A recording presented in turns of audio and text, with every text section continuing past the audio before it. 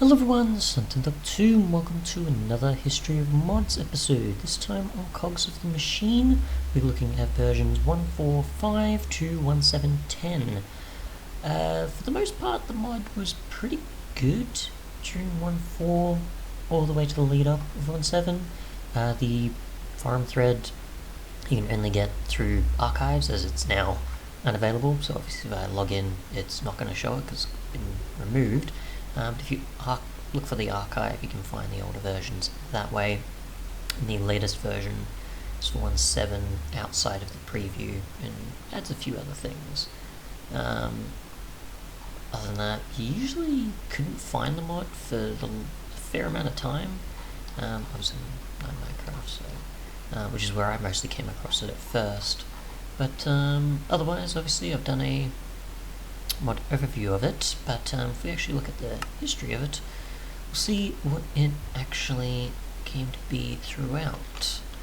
Because I have seen a fair amount of videos as well as looked at it from what it has throughout in the first time I covered it in History of Mods episode. But what you've got for the most part is the two ores you typically would have, which is copper and zinc. You've got claystone, you've got the compressed clay, you've got your plates, you've got your wooden crank, you've got your steam related blocks, the pounder, the foundry, the sprinkler, the servo table. You've got pretty much the main components and blocks that make up the mod, but many of the tools are not here, and the gyrometer doesn't actually have its same texture. So most of these do have the same textures, it seems, throughout. But your main utilities or tools you'll have at the end of this version is folding ruler, clockwork cane, liquid drainer, and your gyrometer. Oh, and the block version, the fan, compared to the portable version. But yeah, so let's see in 1.4.7 what it has there.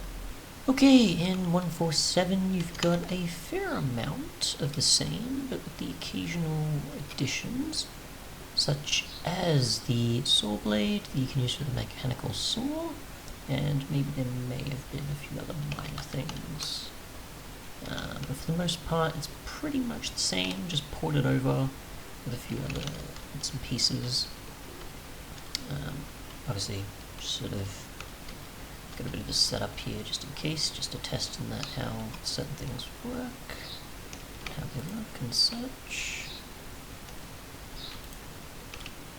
So, there you go.